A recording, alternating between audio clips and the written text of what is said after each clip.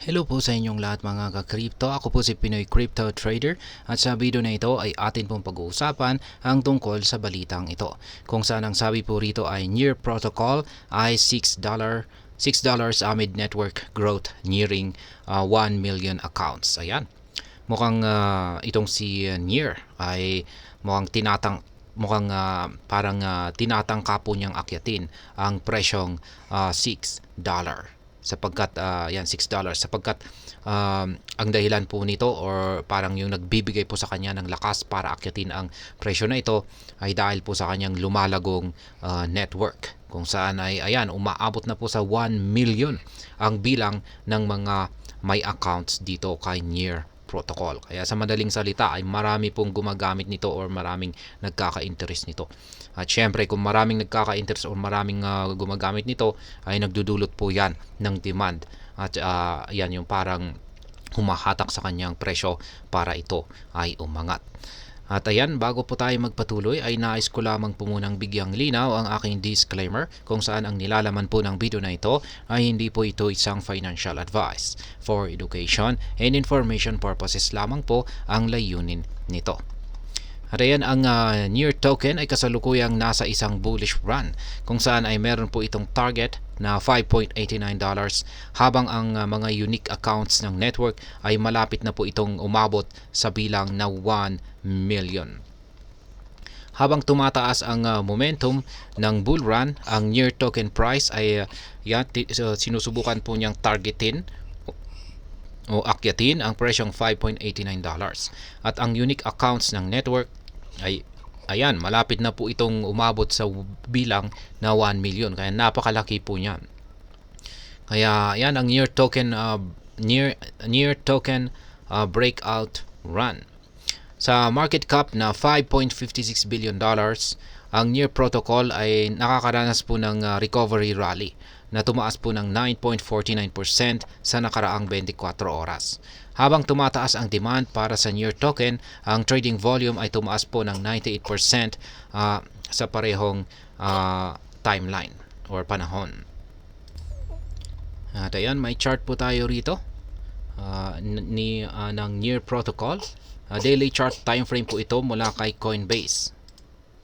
At sa chart na ito ay meron po tayong nakikita na isang descending pattern. Isa po itong parang descending wedge pattern po ito. Kaya ayan, at nakikita po natin na nakaranas po siya ng breakout sa upper portion ng ating pattern dito. At kasabay na rin po niyan ay nagawa niyang basagin yung Fibonacci level na nasa 0.236. Ayan, yan habang sa kasalukuyan ay ang reversal rally ay papalapit na po sa neckline ng psychological mark na $5. Sa intraday gain na 8.54% mula sa opening price na $4.52, ang Near token ay bumubuo po ng isang bullish engulfing pattern. Ayan, check po natin ulit yung kanyang chart. Yan, bumubuo po siya ng isang bullish engulfing pattern. Kaya isa po itong bullish signal kung pag yan ay nakumpleto. Kaya yan ang Near Protocol, nears 1 million accounts as transaction fees surge. Sa gitna po ng mas malawak na market recovery at pagtaas ng Near token price, ang paglago ng Near Protocol ay umaabot po sa bagong mataas na presyo. Mula noong unang bahagi ng September, ang bilang ng mga unique accounts sa Near Protocol ay tumaas mula po sa mababa na 700,000 hanggang sa halos 1 million na ngayon. Kung saan ay sa kasalunguyan ay nasa 990,440 unique accounts. Yan po yung meron po tayong chart dito, near unique account charts. At mapapansin po natin dito na ayan, nadagdagan na po siya. September 22 ay umabot na po siya ng 990,440 na bilang. At ayan, kasabay po ng pagtaas ng bilang ng mga unique accounts, ang total transaction fees sa Near Protocol ay tumaas noong September. Matapos pong bumaba sa halagang $13,017. Yan po ay nasa 3,747 na Near tokens noong September 22.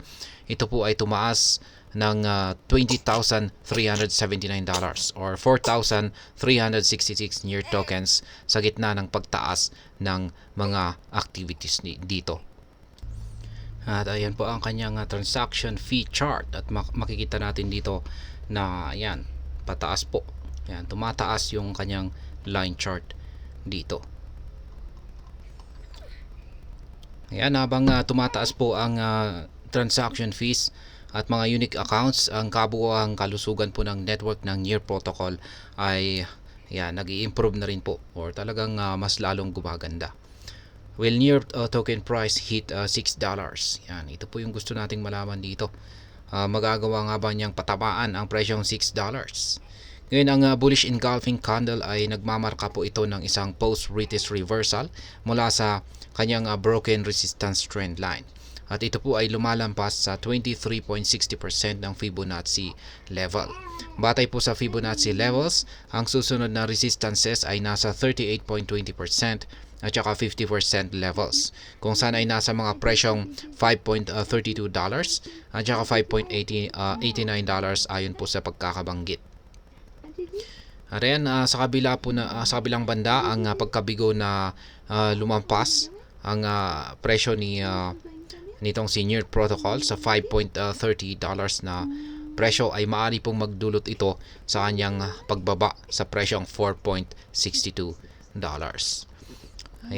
Ayan, ang Near Protocol ay nagpapakita po ng malakas na potensyal na posibleng umabot po ito sa presyong $5.89 or almost $6 na po yan.